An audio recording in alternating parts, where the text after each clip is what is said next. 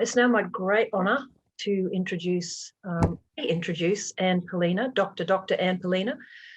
Anne has just successfully completed her second PhD and is really a force of nature in the work that she does to, I guess, protect and care for the Martuwarra River, but also to work with so many non-Indigenous people to bring more awareness to all of us about the work that needs to be done to care for country and to care for each other.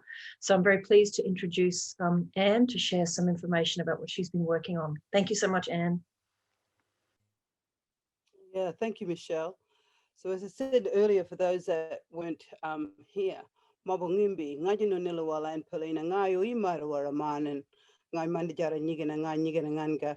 So in my language, I just said good morning. And particularly before I speak on the Martuwarra, I have to acknowledge that I'm a woman of the Martuwarra. So it follows with Mary's story of a law of obligation and reciprocity to respect and treat the river, which is a living system. But most importantly, what we are advocating is that it's a living system that needs to live and flow. So yeah, no, it's an amazing place, and you can see the Fitzroy River behind me in my backdrop. But for us, it's all about story. It's all about story in terms of song, dance, ceremony. And today now, because we're living in a modern world, we're able to use technology such as film. And so a lot of my work that I'm producing is by film, because one, it brings people to country and it takes country to people. So the river is a very important place. I'm not sure how many of you are aware that the Fitzroy River, the Martuwarra, is National Heritage listed, which means it belongs to seminar today and also to other fellow Australians. So we call it Martuwarra, which means in my Nyigina language, river of life, because it is a living system. We communicate with it, we talk with it, we cry with it, we love it, we laugh with it. So this is in the context is the law is in the land, it's not in man. And so today I wanted to just share with you, not only is it National Heritage listed, but it's the largest Aboriginal cultural heritage site in Western Australia. It's a globally unique biodiversity hotspot. And what I'm sharing with you today is a little 13-minute film to just take you into the river country.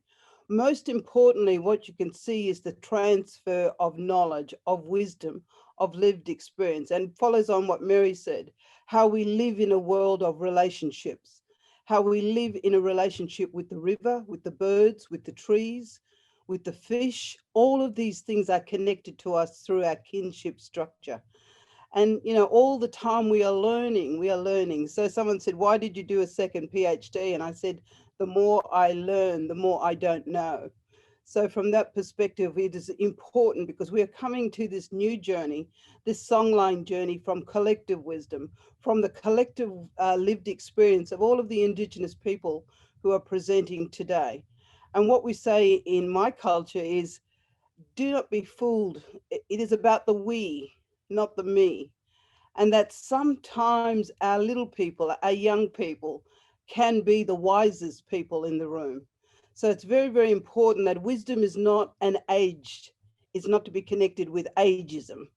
So little people can also teach us to see the world and be in the world a different way.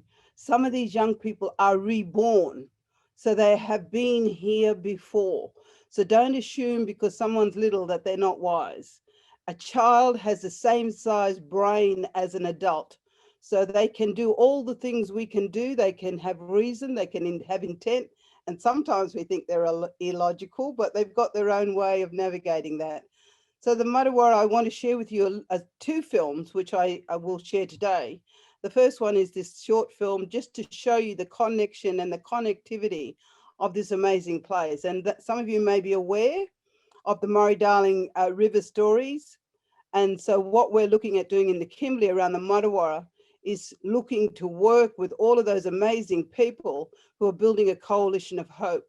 The work that we're doing through Kimberley Transition and Noongar Institute, which is connected to the University of Notre Dame in Broome, we are transforming our world because we are stepping up as leaders with our non-Indigenous colleagues, friends, and family. And what we're saying is that through this collective wisdom, we will build a unity pathway if there is intent and goodwill from fellow Australians, because we are not seeing this from our government governance. So this little film is really just a way to capture that we on country, we share our wisdom, we lift our young people up, we converse with them, we sing with them, we show sorrow and happiness. And what we're saying is that everyone's got the rhetoric, oh, young people are the future. They are living now. They have needs now. And it is our obligation, our responsibility to ensure that this wisdom, this knowledge is shared. So with this film, what we're talking about and the dream that we have for the Martuwarra to always was, always will be, is that we are working towards better, not bigger. We are redefining what sustainable life is on country alongside of sustainable development. So I'll ask Michelle to play this, but I also want to give a plug that later on in the session that you have me on, and I didn't advertise this, but we are showing the Serpent's Tail, which connects all of the nations along the Fitzroy River to this songline, to this story, to this new dream, to how we shift from colonialism to a pedagogy of freedom and hope. So I'll share with you the film now, and what I'm giving a plug for is stick around in the 2:20 session, because you will have the privilege of seeing a very large documentary that's been put together by all of the nations to show how we are standing in solidarity for the Martuwarra. So here we have a very short little film, Martuwarra River of Life, because it is all of those things. Thank you, Michelle.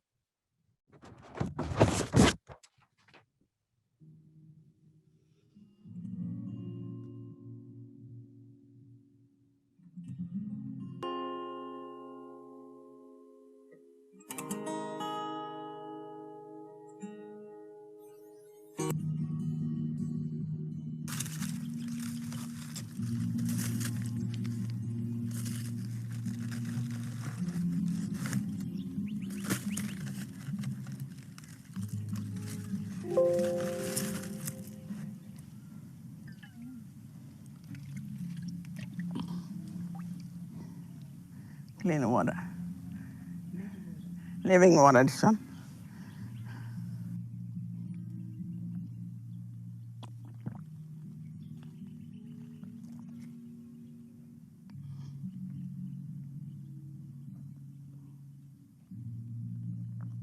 Living water, this one. You never finish it, this water. Living water, this one. We want them. You can grow along this water. Martuwarra, Martuwarra, yanai, Martuwarra, Martuwarra. Linjir bangai, no, linjir bangai, no, Martuwarra, Martuwarra, yanai, Martuwarra, Martuwarra. We sing that story about this river, you know. My favorite story, when people ask me, I always sing this song. Martuwarra. It's very important to me, this river. I love it river, you know. How can Kapman gonna try to take over the river? Kapman didn't born in this river. We born in alongside of the river. You know, we should be the one that on the river, not Kapman. It's law.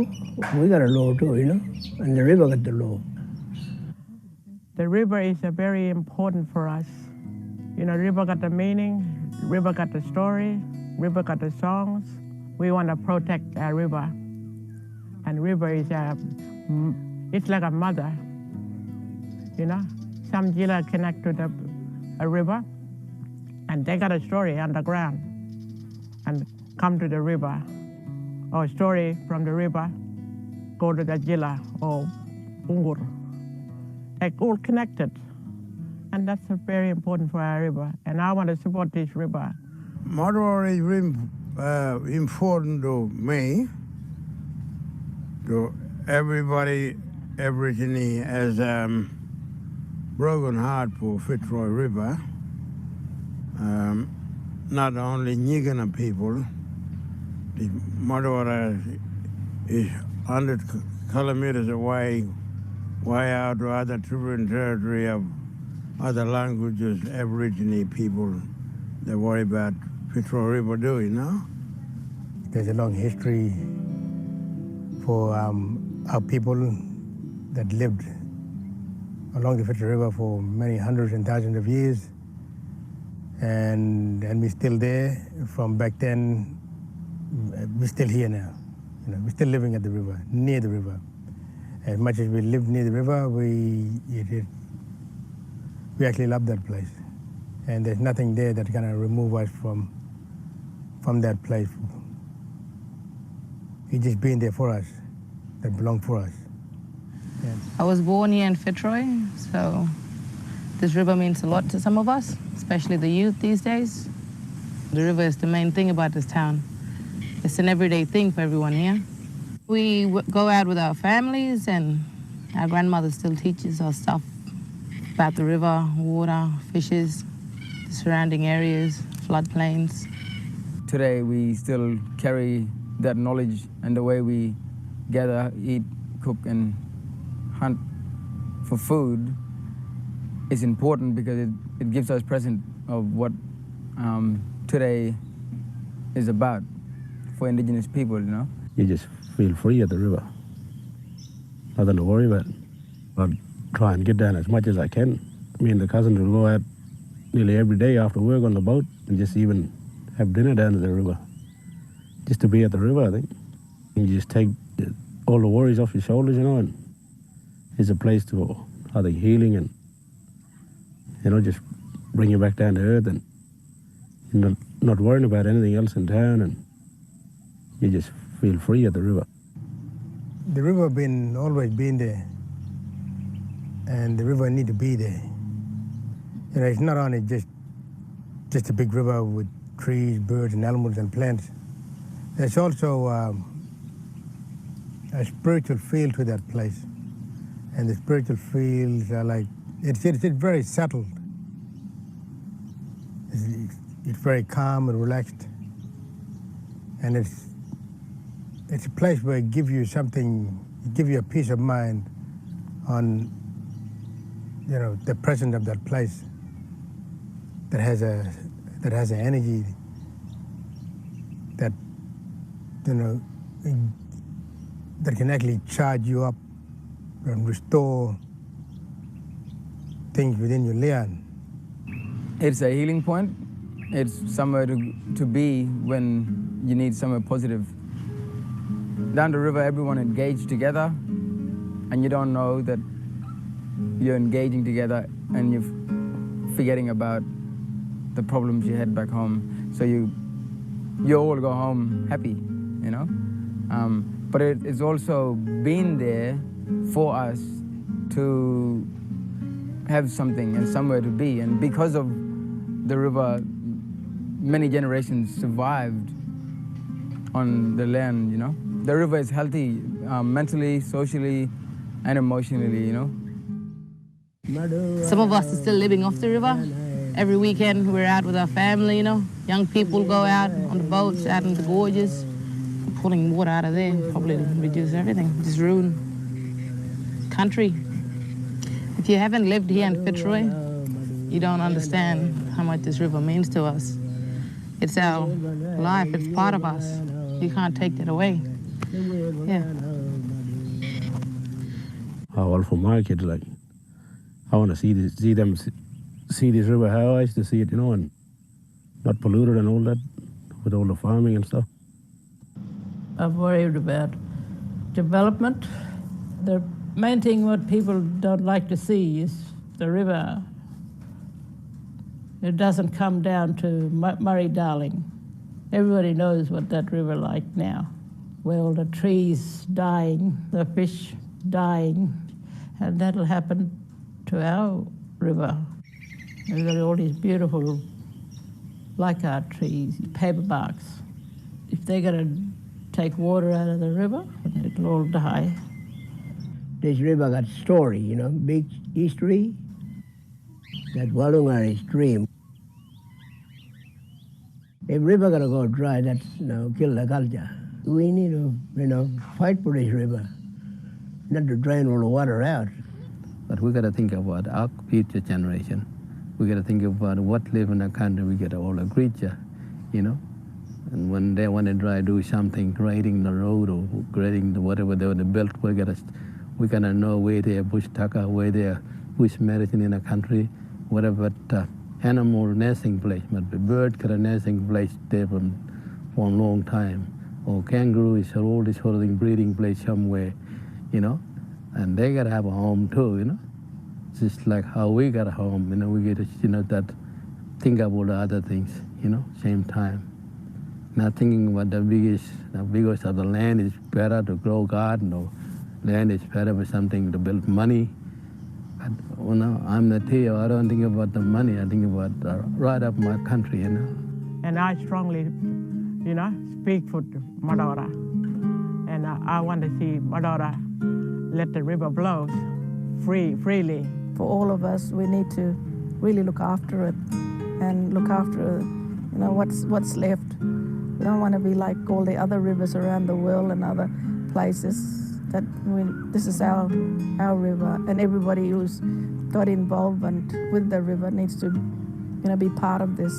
If we are to learn any lessons from the Barker, if we're to learn lessons from the Murray-Darling Basin, we should learn that lesson, that if we are to have good outcomes for the rivers of life, good outcomes for communities, we need to have those three fundamentals: basic water justice, distributive water justice, a fair share for all, and procedural water justice, a respected voice around the table. All the fish, they died. Please don't let this happen to you. Mayurla, Barker, Billera, Wimbita, Wilcannia. In my language, I said, hello, I'm a Barkindji person from the Darling River, Wilcannia. Just to let my mob know what's in the Northern Territory and in the Kimberleys, what happens when big companies come out and they do a lot of irrigation, take the water from the rivers and that, all the fish, they died. It was here. Because what they got a big wall like that, would go right across the Barker, they built a big wall, but the fish was trapped because they couldn't move. Then they blamed the blue-green algae. The blue-green algae is caused from a lot of chemicals and the water can't move. Well, we can't even drink the water. When they get to there, you can't drink it. We got to get water from the aquifer under the ground. Why I'm telling you this, it might sound silly now, but this is what'll happen to you. What about the mussels? It'll grow from a little thing like this to about 6 or 8 inches, our freshwater mussel. Then there's another one in the lake, they all dead. There's no ecosystem going, there's no food chain, there is nothing. Oh, then they'll come along and tell us black people, oh, there's job for you Aboriginals. That's a liar. They're doing cotton up there. None of my people on the Barker or the white people, none of us rich, because we can't get a job because the machine and the computers will do all this. Please, the government people up there, listen to my people and my brothers and sisters. Stop this now and get a future. You've got a beautiful country. I was there in the Kimberleys. I went to Fitzroy Croft and I sat down and looked at the beauty. It'd be a shame to do that there and up on the Roper River in the Northern Territory. Please don't let this happen to you. We don't want, and if you want support, we will support. My people will support the Barkindji people and there's a few other people around. I beg the government people out the way, don't let this go through.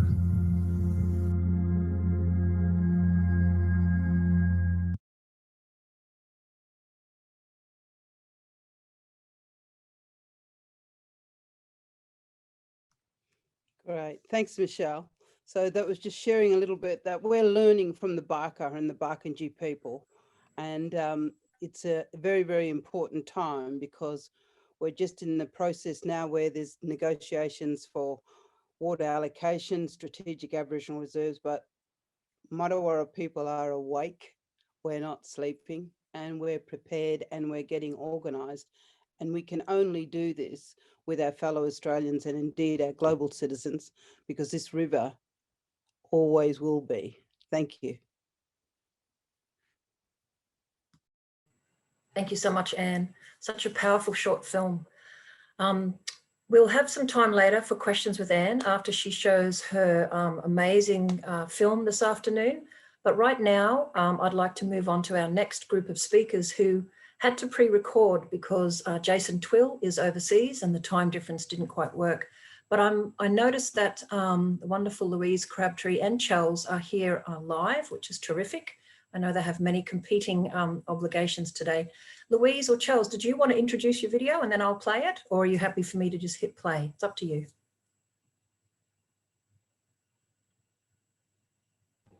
Oh, hi. Good morning, everyone.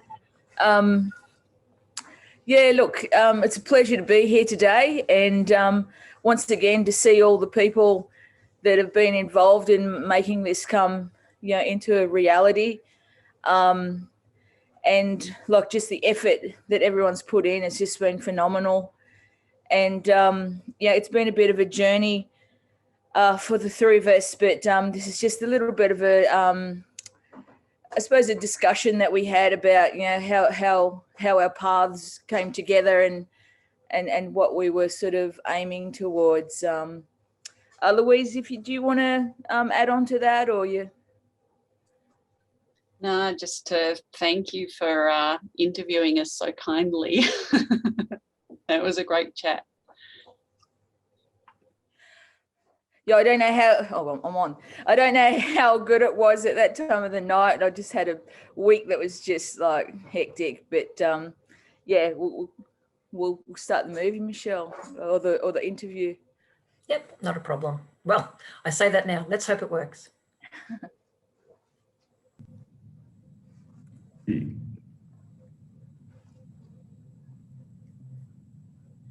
G'day everyone from Kumbangi country. My name's Chels Marshall and joining me today is Jason and Louise. We're just going to have a bit of a chat about, you know, how we came to this point in the Regenerative Songlines Australia and you know, what our journey was, you know, to get to this point. We sort of, you know, met in various realms, but yeah, I'm going to pass it over to Jason to talk a little bit about, you know, his personal journey to this point. Thanks, Chels. I'm Jason Twill. Before I begin, I just want to quickly acknowledge an incredible woman who we lost this year, who was a global custodian of the regenerative movement, Carolyn Robinson, who many on the call today will know her profound work.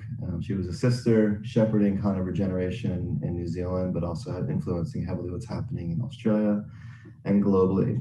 So just want to recognize her today. Journey-wise, you know, I've been in sustainability and climate change work and urban transformation and cultural transformation for about 22 years. And I think a seed was planted very subtly when I was in New York City as a kid, walking down East 8th Street in the Village, and came across a t-shirt that said, a quote from Chief Seattle, whether he said it or not, that the earth does not belong to us, we belong to the earth. And that seed just kind of festered in my mind as I went on my education and career journey in sustainability. And I started working with Regenesis, who many people, again, in the audience will know their work. Bill Reed became a close friend about 17 years ago. Started working closely with them and learning from them, being mentored by them. Carol Sanford, another one. And that really helped me understand the bridging power of and the value of First Nations knowledge and cultural practices, and traditional ways to think about custodianship and regeneration, like different ways that we can actually talk about regeneration. And when I say is largely what I learned that day, you know, was what to think. I was consuming knowledge, reading books, building a network, trying to do this work, but very much rooted in the what. You know, yes, I learned systems thinking and other things, but it wasn't really until I started, you know, meeting and learning from First Nations elders, moving from New York to Seattle, which is a lot more progressive in the sense that there's more emergence and cultural expression of First Nations knowledge and culture there. that I learned how to think and realize how much more I had to learn, and importantly, how much I had to unlearn. So when an opportunity arose to, have the privilege to live and work in Australia, it was already consciously in my mind that how much I wanted to engage and learn from Aboriginal leaders and custodians in the country.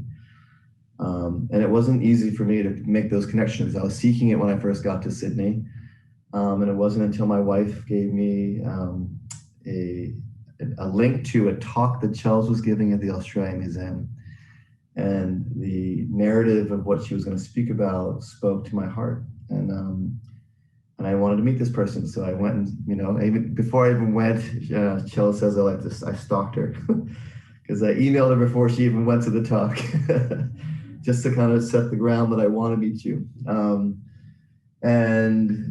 And we met and developed a kinship, and the story goes from there. But I feel like I earned a PhD already in sustainability and climate change by the time I got to Australia.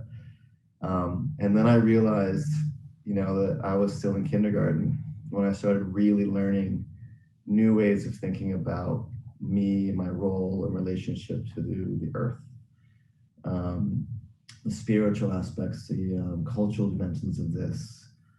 And it's been an absolute privilege. And I think because of Caroline, who I just acknowledged, I also was very lucky to be invited to this Common Earth, Commonwealth Summit in 2019 with a lot of the practitioners that have been shepherding the movement, have been kind of influencing global leadership on, really unlocking the regenerative potential of our planet and shifting humanity and human consciousness.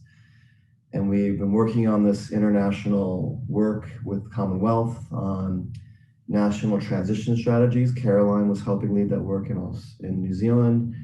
I became a custodian of helping lead that work in Australia. But what I recognized very early on, the people that have already done the hard yards in going through regenerative practitioner training, that they know it's personal development. And the second thing is that work needs to be Aboriginal led. There's more profound impact and more value with, the way this has emerged over the last several months. Just putting the, incredible people in the room and then stepping away. And leaders like Chels and Anne, who you've heard from this morning, and Tyson, Victor, Stefan, these incredible people are leading this, and we're just here to help be in service to it and leverage our experience and knowledge in a way that's contributed to allow this work to emerge in the right way. And then I think what unites us all, Chels, is with Louise is this kind of notion of land and the Western pervasive way of commodifying and privatizing land, and how do we actually systemically change that. And that's what drew me to Louise's work, and all of us working together to kind of leverage change. So I'm really lucky to be here. So thanks for having me here. Thanks, Jason. I'll hand over to Louise to have a bit of a yarn with everyone about her journey, path. Yeah, thanks, Chels. And yeah, I just want to echo the thanks for being here. It's just amazing and excellent to be part of the conversation and to see this work, coming together and really flourishing. And so I guess for me, like Jason, there were definitely seeds planted early when my family moved to Australia from England when I was quite small, and we moved in December. And so we went from 4 feet of snow up against our front door in the north of England and got off the plane at Mascot, and it was 33 degrees, and my sister promptly passed out, and I actually couldn't comprehend that what I was experiencing was just weather. I just couldn't actually fathom the heat. So, and despite this incredible difference, Australia just being so incredibly different, its climate, the trees, the animals, everything, it was trying to be England. It was just so weird for child eyes to sort of see this place with this really weird overlay of this imported kind of culture and laws and systems. And as I sort of went up through school and then started uni, I started out studying to be a vet. And the more I got concerned about the well-being of a non-human family and kin, I realised it really wasn't about them. It was kind of about us and this, the relationship that we had to the world and to country, and how out of place that was and how at odds it seemed to be. And I was doing a lot of work, similar to Jason, around sustainability and how do we get beyond zero carbon and all of these things around best practice. And what seemed to be constantly undermining that was the relationship to land, and the commodification of land just seemed to constantly undermine that. And I was learning about traditional ecological knowledge and increasingly sort of finding myself working or thinking about property and property relations and the way they encode this relationship, and started really feeling aware that these two things had to kind of engage with each other. The fact that this was a colonized landscape, and there was this giant silence in terms of the inappropriateness of our law systems, and the fact that we couldn't get anywhere with regards to sustainability or regenerative approaches. And so I finally got introduced to people working in Aboriginal housing, and when I started doing work on community land trusts. And I really have to give a massive shout out to a really dear friend and colleague, Nicole Moore, who was really pivotal in that.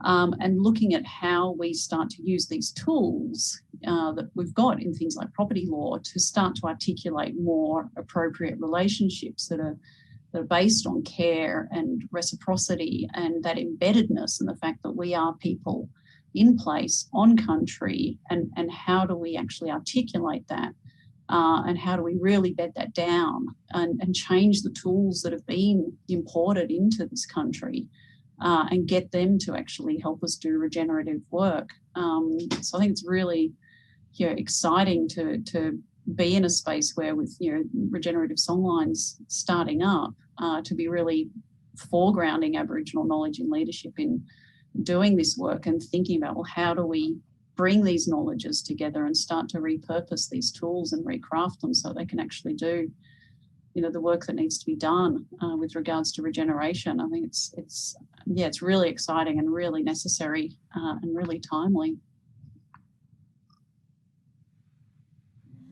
Thanks, Louise. I like hearing that story, and it's essentially that path that we've all came along to sort of bring us to this meeting point. And much like myself, I grew up on country. I came through a time when the education system talked about Captain Cook and all the fantastic thing that colonisation did in Australia, and that Aboriginal people were these backward race and nomadic lifestylers that just roamed around aimlessly around the country, and weren't part of the picture or much of the picture. And from my own learnings being on country and with family, I had a very different upbringing and worldview to that perspective, and especially where it came to country and the meaning of country, and the meaning of language that derives from country, the meaning and the value of the species and the flows and the cycles and the processes that also move through country, and bring them all together in that holistic nature. And then how we as people, as humans, our place within those functions, those cycles and those flows, and the equity that's also contained with that, and the law that comes with our creation stories and our songlines and our knowledge systems. And by the time, it's always been a bit of a struggle for me trying to walk and to understand the both realms. But in the end, as I started to get a bit more concerned, I suppose, about country, with climate change and world population increase and ozone layer depletion and rubbish being accumulative in the marine environment. And it was almost like just confounding event and issues stacking on top of each other. It was almost like it's almost like a consistent variable that there's the planet is sustaining or our Earth is sustaining like this death by 1,000 cuts. And it's not just 1,000 cuts, it's thousands and thousands and thousands and thousands of cuts. And some of these cuts are like they're festering and building secondary impacts and secondary illnesses to country. And I suppose in doing a PhD, I spent the last sort of half of it and right up crying a lot and thinking holy shit, what's the future going to be like? And I'm glad that I then started to meet people like Jason and Louise and Carolyn and Michelle and Tyson and Fabri. There's a whole list. I'll probably take up the whole time if I shout out and say thank you to everyone. But it shone another light and another perspective that there is a collective out there that's really, really starting to make movement and shift in this space, and that fully acknowledge and understand that that Indigenous knowledge as a tool is it has a place, and it's about building platforms for that place to sit, and then to help two-way learning and moving into the future together, because if we don't do that,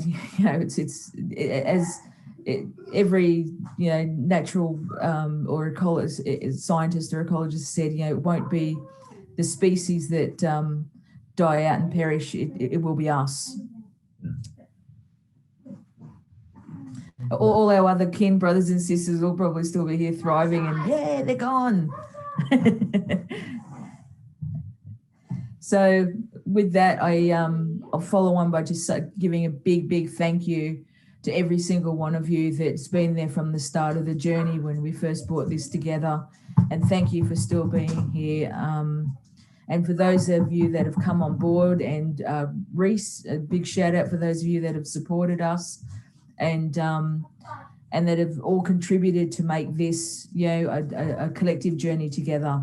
I thank you all, and I thank you for your contributions. I thank you for being here today.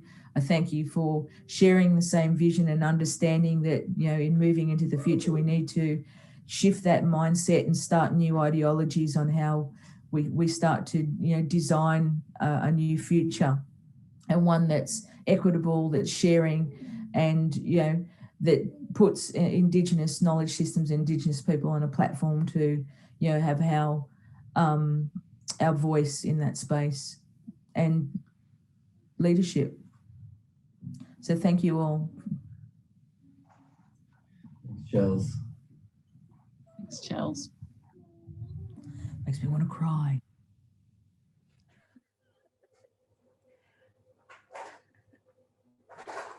Did you want to say any final words, Chels? That was a really fantastic discussion. Thank you so much. Oh, look, I was so tired at that time and trying to get the three of us together, and, with one, 10 hours and a day or something behind us, and then also ahead of us. And it was, but thank you. And look, I think it's fantastic, the amount of people that have shown interest today, and I just wanted to acknowledge that. And it's just overwhelming, the support and the understanding that comes along with it. And to everyone, thank you so much. And it now makes me smile when I wake up in the morning, and looking forward to the future, and one that is exciting, it's invigorating, it's new, it's challenging, it's all those things that we all love. I look forward to the next year, 2 years, 3 years to watch this space and see how it evolves and how it grows, and how we start redesigning Australia with Indigenous lenses. Thank you. Thank you, Charles. Okay, so Louise, did you have any final comments, or you're happy for us to move on to the next session? Wonderful. Thank you again, everybody. We're getting some wonderful comments there. People are really appreciating these conversations and discussions. Thanks so much. So now I'm going to take my facilitator hat off and get into a bit of a yarn with the always awesome Mary Graham. So Mary, if you'd like to unmute, I'm going to spotlight you so everyone can see you. Okay, so what we would like to do in this next discussion is talk about the kinds of law and governance that's important to support regenerative societies.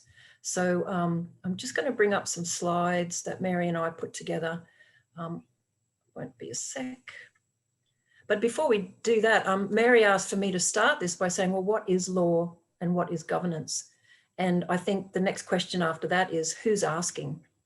Because if you ask a Western lawyer what law is, they might say to you, well, basically, it's the system that creates rules that's supported by or enforced by violence and the state. It's all about kind of laws created either by the judiciary or an elected government, and it's often seen as top down. But if you look more broadly at governance, even in the West, governance goes into much broader spaces where it's always about the rules and the institutions that people are sharing and building together to live and work together. It's really not that mysterious. It's how we organize ourselves. But I think if you asked someone who was not from the Western legal tradition, what are laws, then you get a very different approach and you get a very different answer. So now that I've finally found my slides in amongst the chaos here, I will bring them up and turn over to Mary to talk a bit about what we've been wonderfully hearing from Mary about relationist ethos and the law of obligation. Finally, there they are. Can you see them, Mary? Yes.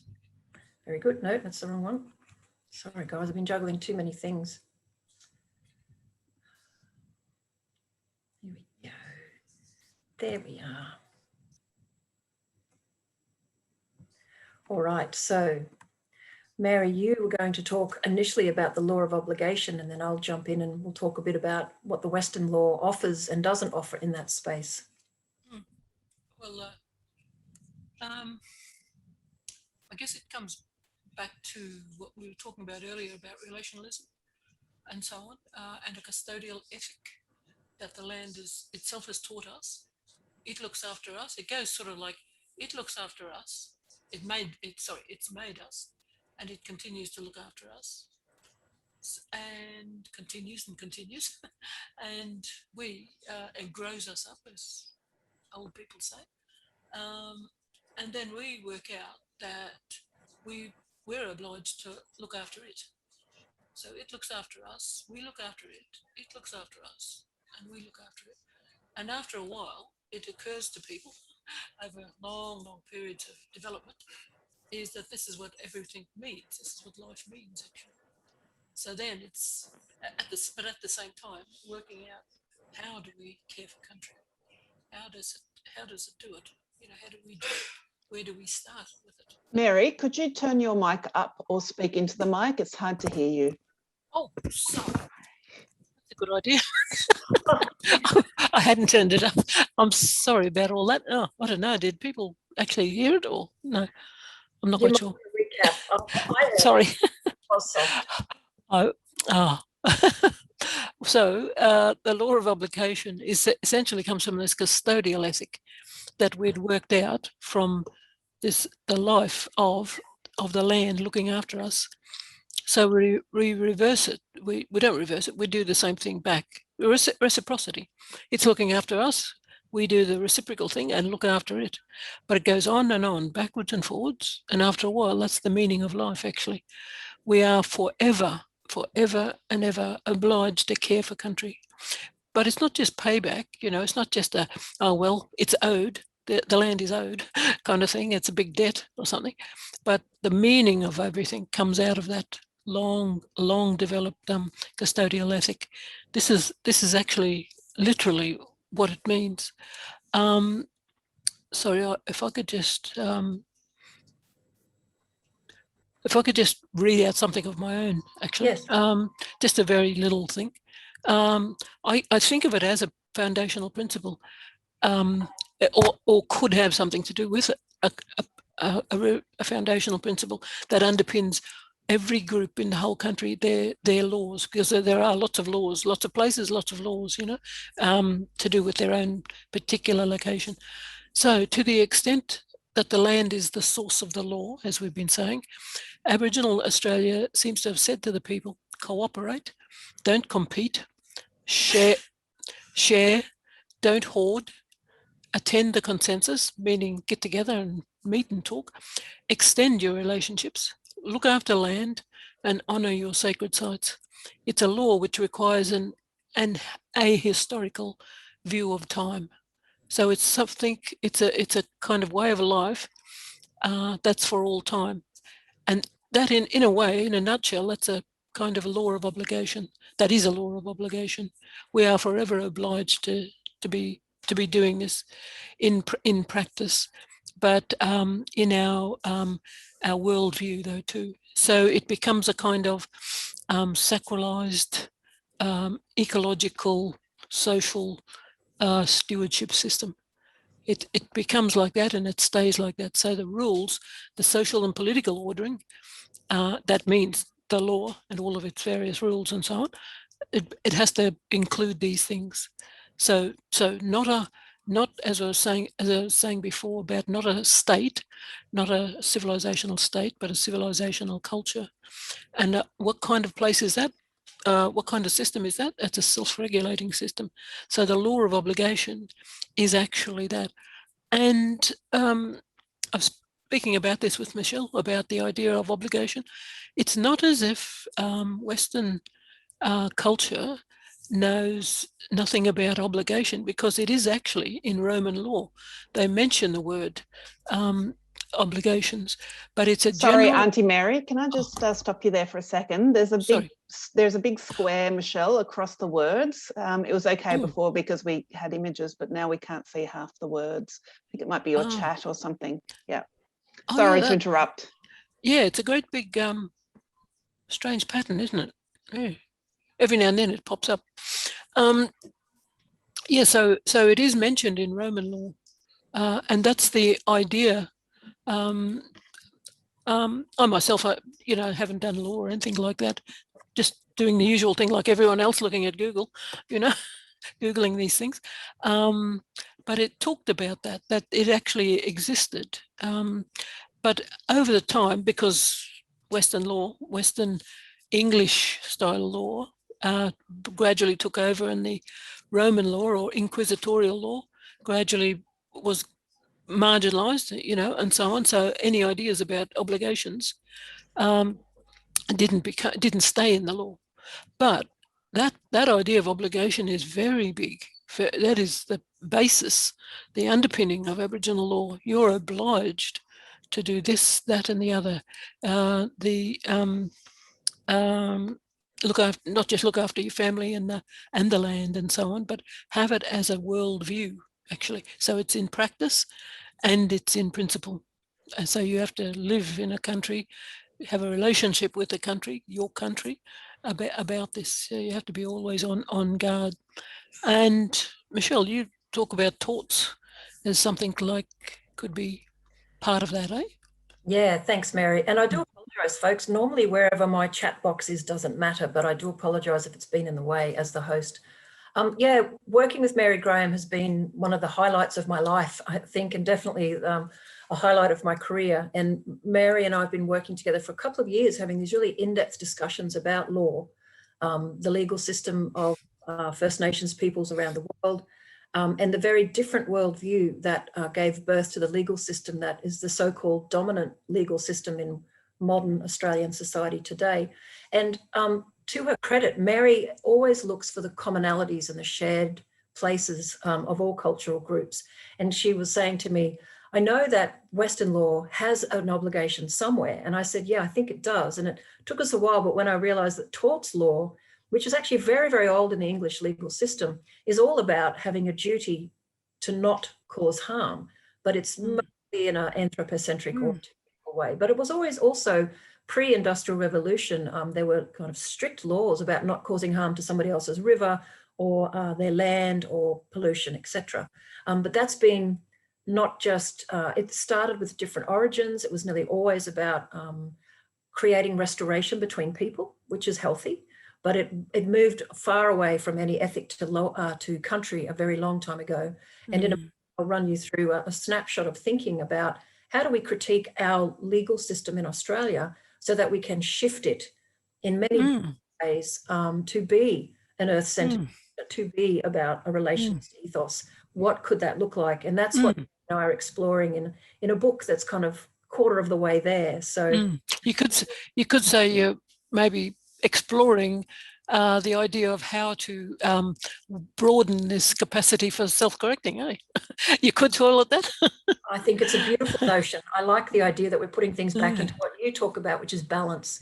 And as someone with a legal background, but also a social science interest, unlearning a lot of my Western law and Western knowledge, working on these deep core concepts, but translating them into practical reform that would make a difference in Australia feels like a really valid and important thing to do for both Indigenous and non-Indigenous people.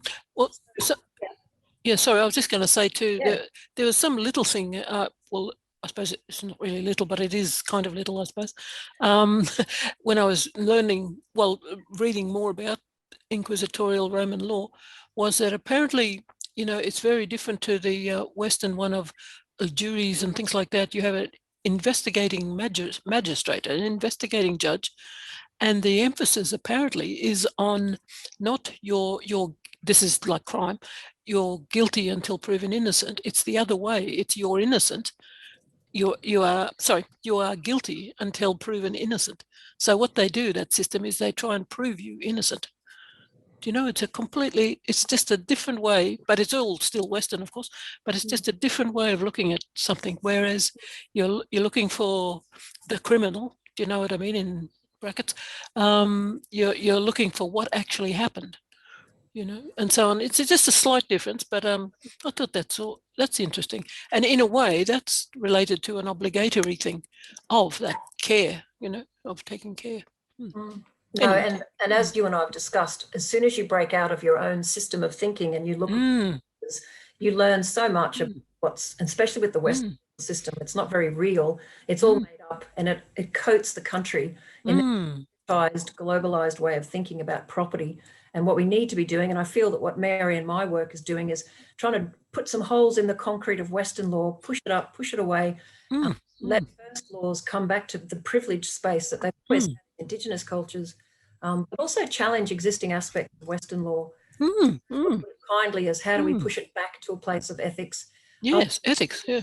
Whereas I'm very interested in the broader force to So I just want to quickly run through a couple of slides, and then I'll hand back to Mary.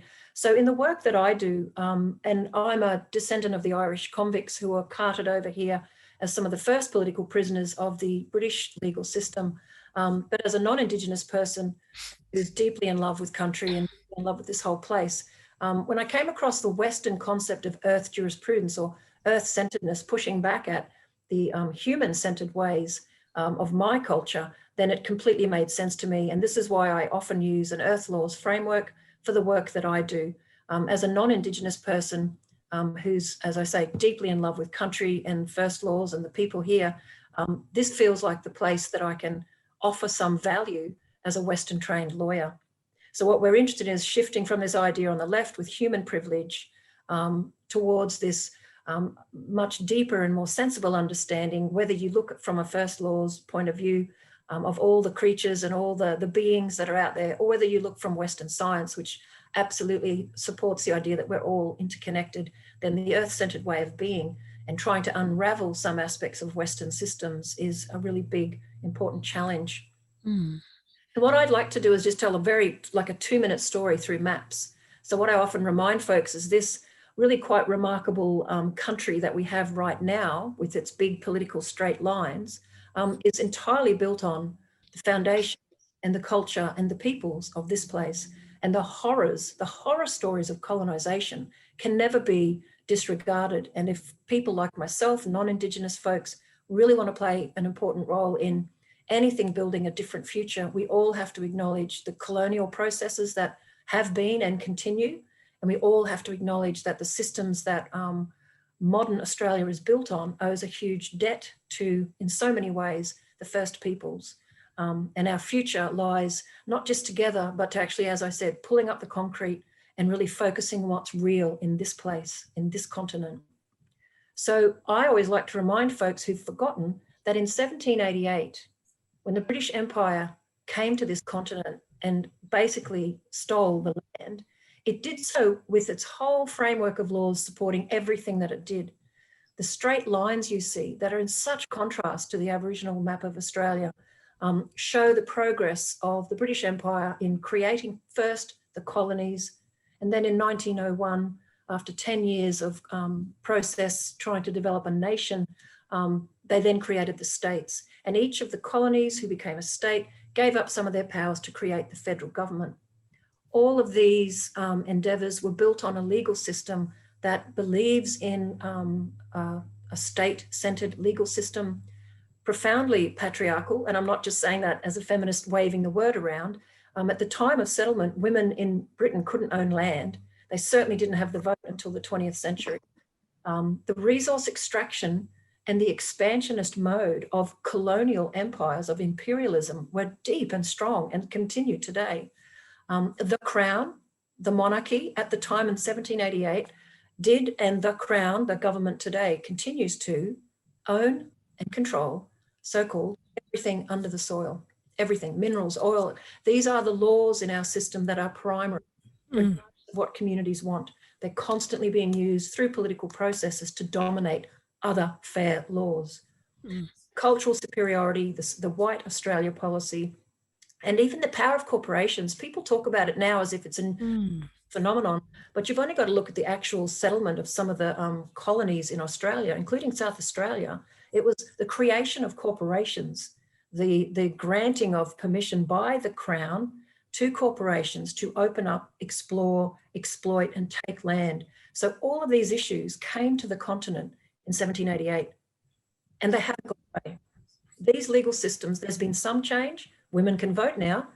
Aboriginal people are counted as citizens. But other than that, there's a vast array of the deep, deep structures of expansion and extractionism that's still in our legal system. And it's a huge cause of concern, as we know. This map is a very simple way of showing some of the destruction that this way of thinking and this way of being in terms of law and governance has brought. All of the white is completely changed landscape, let alone the plants and the animals. So all I wanted to say is that the bioregions, bringing non-Indigenous people into connection with place by, in a simple way at first through Western bioregions as a way for people to think differently. But what we need to do with great urgency is do exactly what Regen Songlines is doing, engaging people in a different way of thinking.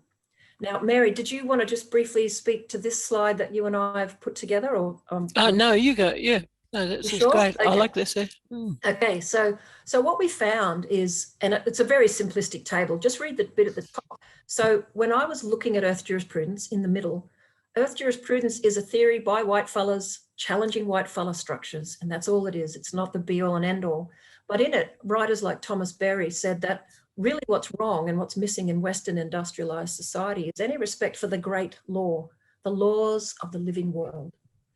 Now, when you look at Aboriginal law, first laws, the land is the source of the law. It's so much more than that, but there's this deep concept that the real law comes from place. As Mary said, you know, if Indigenous people had a bumper sticker, it would be, you know, I am located, therefore I am. The location, the understanding, the deep patterning of a person inside their place is what first laws is all about. And then if you actually look at our Western legal system, in simple, blunt terms, there are no first laws. We do not have a deep obligation to care for country. We do not have an earth-centered ethic. We have many ways of caring for places like national parks and protected areas, but if it's not in a legally designated space for protection, it's pretty much open slather. So these differences and the way that you can think about law, even that can unravel and reveal new ways of thinking. And Mary and I are very happy to chat with folks about this at any other time and in our future dreaming workshops too. But I guess what I wanted to say, and then I'll hand back to Mary, is how do we move forward? There's some things we can do. We can transform the existing Australian Western legal system. There's a lot of things we can do. And there's people like Anne Poelina, Donna Bagnall, lots of other amazing lawyers and people out there really trying to shift the existing system whilst also promoting first laws. There's also ways that we can integrate more earth-centered wisdom into the kinds of laws we want to change. So we have new laws. And then legal pluralism is another really big issue, one that Anne, myself, Mary, Donna Bagnall, many other people are kind of exploring in different ways, which is how do we pull up that concrete? How do we ensure that first laws and first peoples are in charge of themselves, in charge of their country? And how do we non-Indigenous folks fit within that? How do we make a very different future? But I say, how do we make a future built on caring for each other and caring for our earth? Mary, that's our beautiful blue-banded bee. But yes. So the project that Mary and I are working on is really exploring pulling apart the different systems. And of course, Mary's remarkable gift for articulating common themes across Aboriginal law for a Western mind is quite the gift. And then we're going to use some of those themes to pull apart Western law and then re-envision something different. Mary, did you want to say anything more about the law of obligation? I know you talked a bit about it in your... I was wondering if I could talk about it from, if I've got time, from the point of view of logic, actually, too. Yes, please, absolutely. Because, you know, I was saying before about that, that from our point of view, we can see things in some Western things like the National Health Service. From this point of view, that looks like a law of obligation being attended to. Something like little bridges, nature bridges over highways, or little tunnels underneath the highways. That's to protect the small, you know, furry beasties from becoming roadkill. That's a kind of law of obligation too. So and that's a good thing, you know. There are several things like that, but one of the sort of trying to start at a law thing from another end is through logic. And of course, Aboriginal people have their own logic, lots of Indigenous do. So Western logic is quite different from basically everybody else in the world, actually, logic. It is. And of course, it starts with old Aristotle. You know, the law, three rules, a law of law of identity, law of contradiction, non-contradiction, and the big one, the law of excluded middle. So that's where you get into black and white thinking. You know, either you're right or wrong. Either you're, you know, whatever, you know. So there's no middle, there's only sides.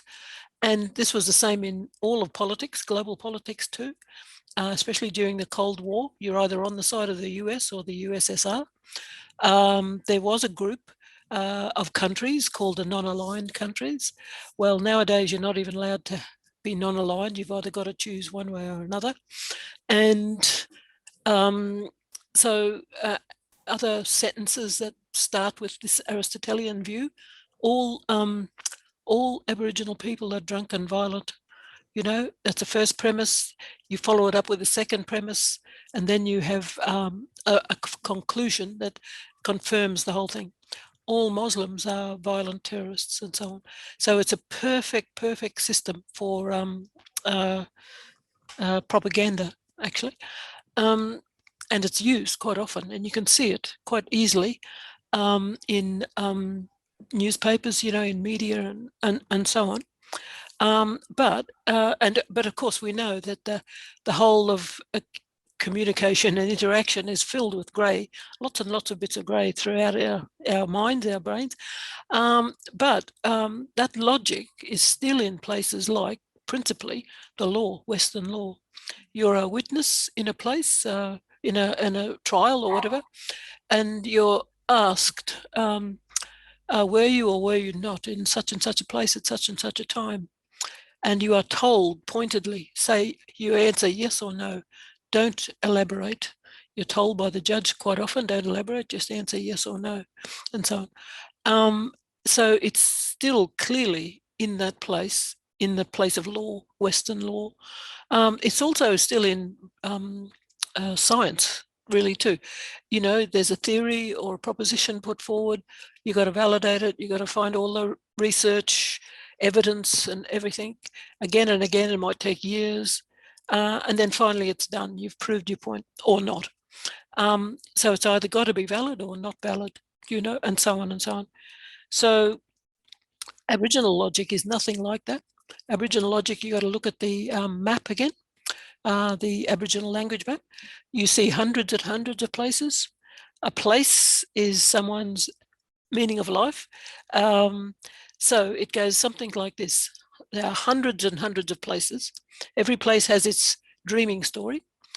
That is, and probably several narratives, creative narratives or whatever, dreaming stories, or Genesis, if you like. Just imagine, great big continent, island continent, not with one Genesis, but with hundreds of Genesises.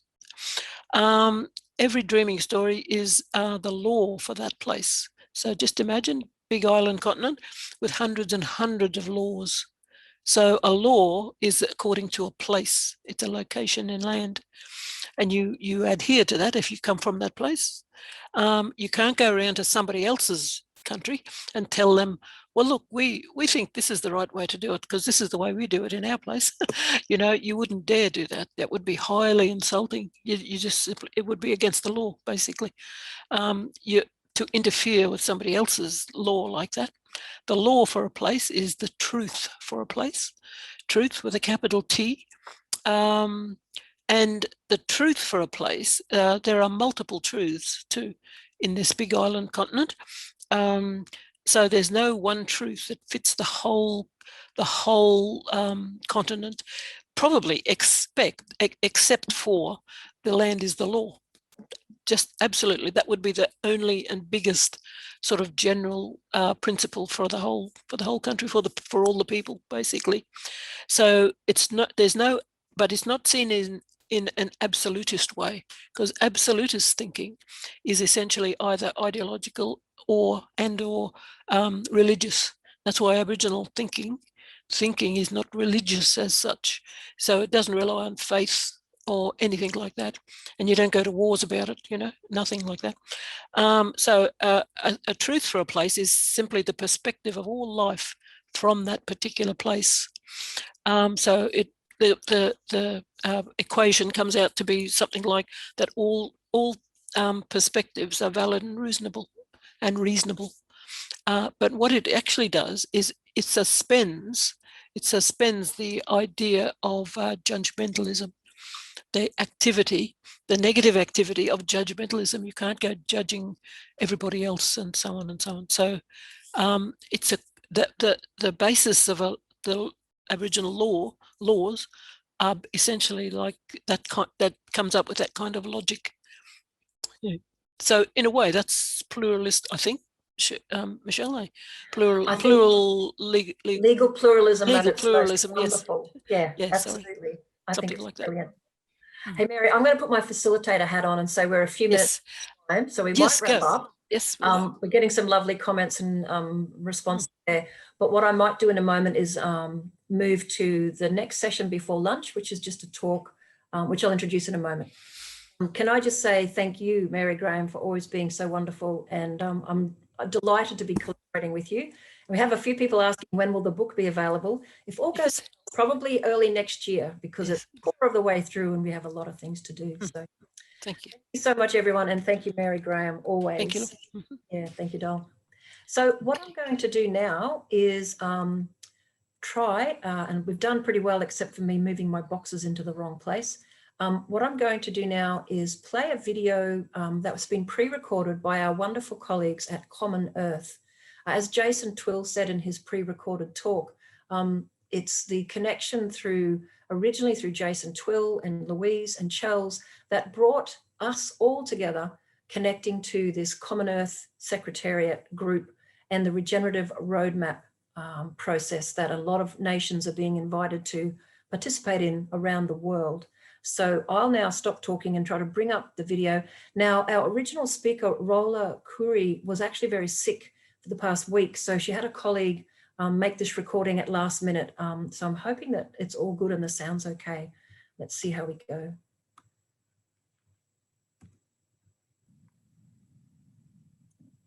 Hi, everybody. My name is Constance Belchiard. I am the Common Earth Alliance Coordinator. I'm here to share a little bit about who we are and why we're engaging in regenerative roadmap projects. Let me start by Common Earth's vision. We are inspired by the possibility that every human being has the power to contribute positively to the climate crisis. We have a collective potential that is as yet unleashed. This can and will provide models of collaboration that will enable humanity to take quantum leaps forward. These models are based on empathy and connection with our living planet, a developing understanding of the entangled ecosystems of which we are part, and an ability to weave ourselves back into the fabric of life, back into the fabric of the universe. Common Earth is born out of this vision. Our mission is to regenerate the Earth's commons, its land, biodiversity, cultural heritage, air, and oceans. In 2016, we were mandated by the Commonwealth Secretariat to create regenerative roadmaps to the 54 Commonwealth countries and implement the 2030 Sustainable Development Agenda regeneratively. Over the past 5 years, Cloudburst Foundation, our parent organization, together with us, has hosted 6 different convenings at the Commonwealth Secretariat, at SHOGM, which is the Commonwealth Heads of Government meeting, and recently a webinar for CARICOM, the regional governance body in the Caribbean.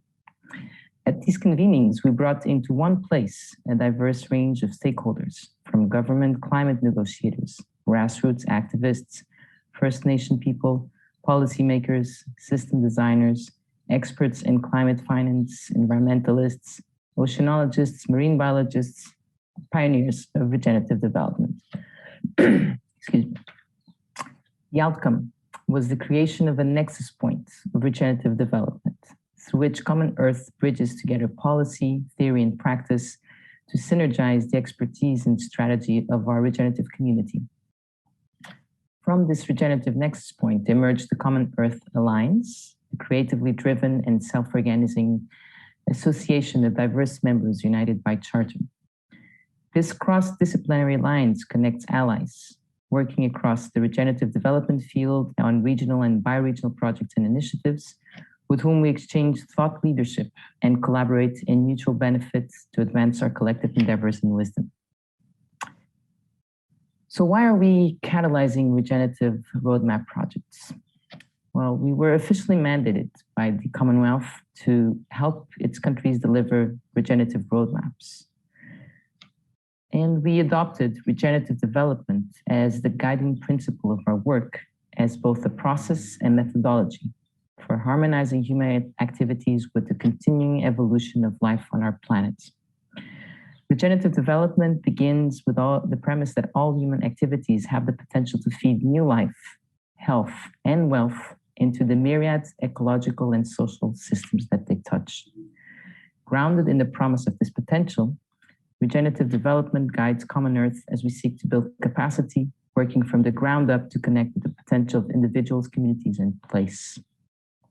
With system and holistic thinking as our frameworks, regenerative development transcends silos in order to access solution-oriented thinking that works from the inside out and also the grassroots upwards. This allows us to identify nodal points from which to initiate ripple effects extending outwards across regions and bioregions. Our approach is to play a bridging and facilitative role that builds links to design holistic projects with regenerative potential. Sometimes referred to as invisible design, this process starts from a place of shared endeavor from where we ask ourselves, what is unique about this region? How can it develop in a way that goes beyond resilience and restoration and into a place of regeneration, peace, and prosperity for all of life? And how can specific projects become so intricate with the essence of people in place that they can create conditions for social and ecological healing in the region as a whole? We begin by identifying nodal points within specific biomes with the capacity to deliver ripple effects that expand outwards across ecosystems. We do this by connecting and embracing the local knowledge as foundational to building strategies, engaging expertise, and enhancing a collective vision. From there, we identify fertile ground for regenerative solutions in order to then facilitate and deliver projects that can eventually be upscaled to regional or bi-regional level. We scale these projects by aligning systemic collaborations across various sectors to create impactful unity of efforts. And we accelerate those efforts by connecting them to strategic partnerships. We are also in the process of securing funding through an IT platform and regenerative fund. Common Earth, as the Secretariat of the Common Earth Alliance, also embraces our partners' regenerative projects in a project portfolio. The aim is to bring the unity of effort of the Alliance to elevate the project's impacts and generate traction for it at the regional and bi-regional level, enabling each member to contribute to a greater whole. The project portfolio currently spans 5 continents, and with each project representing scalable opportunities, we link local projects to global agendas by enabling the projects and initiatives that we partner to influence and deliver on global commitments, namely the SDGs, the UN Restoration Decades, and the UK-led Global Alliance 30 by 30 initiative, for example. Common Earth is currently focused in the Caribbean region, where we are working with 3 nested regenerative roadmap projects that I will speak more about a bit later. We believe that by building capacity in projects with regenerative regional potential and establishing synergies across regions, we can enable local agency to power global synergies for regenerating our planet and how we collectively engage with life. So what about specific examples? So let me share with you first about our work with those 3 regenerative roadmap projects in the Caribbean that I mentioned. And I will then share a little bit about initiatives in Costa Rica and New Zealand, which we are connected through a working group in the Common Earth Alliance. So Common Earth's work is converging into these 3 nested initiatives with regional significance in the Caribbean, and these will be our prime focus for the next 3 to 5 years. The first initiative and core project is called Project SETI, that stands for Cetacean Translation Initiative. It is the nodal point for transformative change in Dominica that has drawn interest from other surrounding countries. Project SETI won the TED Audacious Awards in 2020. It is a transdisciplinary research initiative bringing together world-leading technologists, roboticists, cryptographers, linguists, and marine scientists to listen to and translate the communication of sperm whales. More than a science project, though, as its founders put it, SETI aspires to deepen our relationship with life on Earth through an understanding of a non-human species and demonstrating the power of collaborative research. A knowledge of language defines our realities and has the capacity to open our awareness to the subtleties of other cultures. Imagine then having insights into the sophisticated language of one of the planet's largest mammals who has highly developed social systems. We see the translation of the language of sperm whales as a means to introduce humanity to a wider and more sacred understanding of the ocean and its myriad of sentient species. Interspecies communication enables us to expand our understanding of what is both below and above the ocean surface, and in doing so, to value its life from a space of greater empathy and respect. Building on these linguistic and emotional bonds between human life and the ocean, Common Earth works with Project SETI to connect the health of natural ecosystems and human communities together by helping this regenerative narrative to reach people's hearts and incite impactful collaboration. As a ripple effect of our work with Project SETI, Common Earth was mandated by CARICOM in April 2021 to facilitate the marine protection area for the region. This is our second initiative. Together with us, CARICOM, the regional governance body, is establishing a specific working group for that purpose, for which we will align policy and expertise for the scoping phase, whilst holding the regenerative framework at the center, as well as the narrative set in motion by Project SETI. Recognizing the criticality of whales for the health of oceanic systems, this MPA represents an opportunity for systemic change, not just benefiting the sperm whales, but whole ecosystems. The ripple effects of our work with SETI continue to expand outwards as we initiate further impactful collaborations, support access to funding, and continue to identify regenerative development projects in the whole region. This is now including 6 additional small-scale regenerative projects related to marine life in the Caribbean, which we bring into the wider framework of our work with SETI, empowering them and enabling them to gain traction. Our third initiative in the region is the co-creation of a Common Earth Regenerative Institute, a blended, internationally footprinted learning institute for climate action and regenerative development in the Caribbean. The institute is being co-created in partnership with the University of West Indies, Haifa University, who's one of the leading partners of Project SETI, the University of New South Wales, and its Global Climate Alliance of 50+ universities. We are supporting the design of the first experimental curriculum, aimed to start in 2021, so that it can build the capabilities needed locally to design, implement, and maintain a viable marine protected area for the region. Collaborating with these local institutes and building a regenerative institute around the marine research station being built in Dominica enables us to engage capacity and will in the community and weave together SETI as a nodal point of regenerative development with a range of growing regional initiatives. The aim is to develop local agency to pursue what matters locally in a way that it increases health, resilience, and adaptability in the Caribbean as a whole. Through doing so, we seek to understand the collective intelligence of the Caribbean, to share the story of the Caribbean with the world, and to support resilience, not as an endpoint, but as a starting point. These 3 nested initiatives that I just shared, Project SETI, the Marine Protected Area, and the Regenerative Institutes, are regenerative roadmap projects that we at Common Earth are most engaged in at the moment. These initiatives are shaping Dominica's 2030 roadmap, and we are working together with CARICOM in a collaborative way, engaging the rest of the Caribbean region. We have also listened and engaged with initiatives aimed at regenerating Costa Rica and New Zealand through our working group on regenerative road mapping. Regenerate Costa Rica is an initiative by the University of International Cooperation launched in 2018. It brings together a community with multiple capacities in order to reflect, plan, and activate projects that enable the transition towards a regenerative paradigm. Their project portfolio currently has 17 projects that span across community gardens, school farms, holistic livestock, communal fishers platform, land restoration, and regenerative tourism initiatives, among others.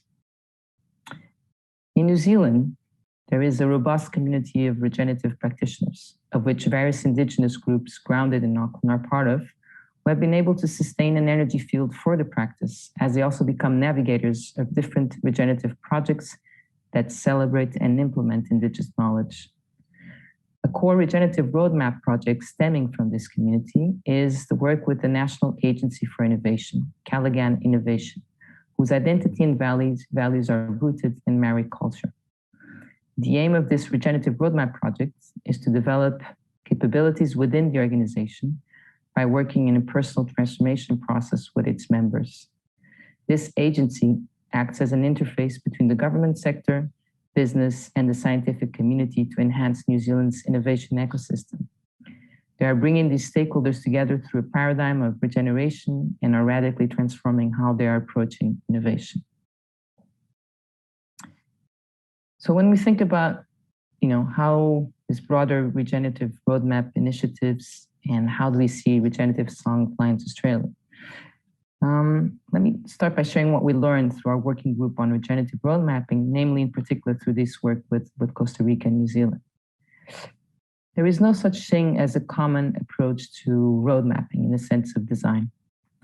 Yet there are core principles, approaches, and tools that we can start distilling as a community of practitioners and cross-pollinate between regenerative projects and initiatives. There are also stories that need to be shared, both on process and on outcomes. We need to share these case stories to the community and wider audiences, and enable them to be told in a shared space, making them available to all. We also need to create platforms to guide people and resources to where these regenerative projects are happening on the ground. Regenerative Songlines Australia has a unique contribution to the field of regenerative development because it is creating a space of dialogue, connection, and cross-pollination across regenerative projects that are locally and bioregionally based. This platform can foster translocal learning across Australia, but also between Australian projects and other regions and communities in the world. And I think this is it. I'm really looking forward to engaging further with this community, to see the flourishing of this platform, and to do this great work that we are called to do today and for our future generations. Thank you very much. Okay. I wonder if, thanks everyone for listening to that lovely overview of Common Earth. I wonder if Anne, Chels, or anyone else in our group wanted to comment on this connection to our international community, because I know that it's Anne and others who have been that connecting point. Did you have comments, Anne? Yeah, it's almost like the country is waking up the humans where we are globally. So, you know, we got on this journey acting in good faith. We're bringing in the collective wisdom. We're creating the songline. We've interpreted from our nation's perspective, which is that the fact and the reality that songlines still exist right across the nation. So I think it's very, very exciting to be able to look at that work. It's in a way is what brought me to this conversation in this space that has been led by Chels and the others, which is a real question that I had in terms of the Commonwealth conceptualizing freedom in terms of the colonial paradigm of what has been warlike and continues to be warlike behaviour to Indigenous people. So it was quite exciting. I thought, how could someone who actually colonized people right across the world, and as a young girl, I used to see the global map, which was highly covered in red, of where the British had invaded and colonized, let alone the other colonial nations, but from a British perspective. So it's very, very interesting because we're on a dream of what does freedom look like? One, for Indigenous people, two, for multi-species justice.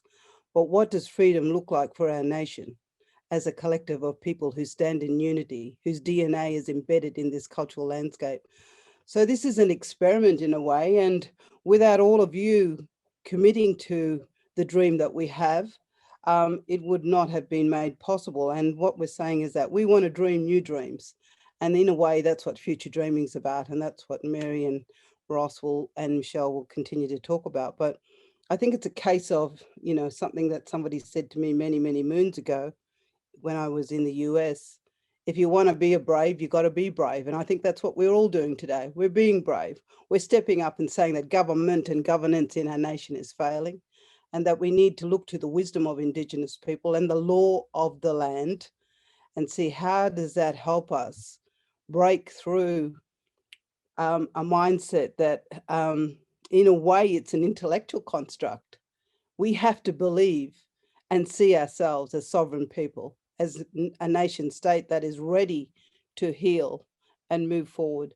So that's what brought me to this conversation. Was I found it quite exciting that this is an experiment that came really from the colonizers to how they were going to deconstruct or unpack colonialism. So from that perspective, I think, as I said, it is an experiment. We're coming into this with love and hope and a perception that all of us can bring together a little bit and have an impact right across this nation, because the songlines are waking up the people. And I think that's what, as I said, to have an entity that's saying, how do we decolonize from a whiteness perspective, I think is very, very exciting. So I'll leave it at that. As I said, we're on a journey together, and through trust and respect and the sharing of our wisdom, I believe that there is a movement that's happening in our nation, but also globally, where the citizens are rising and saying our nation states are failing. Not only are they failing Indigenous people, but citizens of the nation. So from that perspective, I think it's a journey and an experiment of freedom, and it is up to all of us as fellow Australians to redesign and develop what freedom really means. Thank you.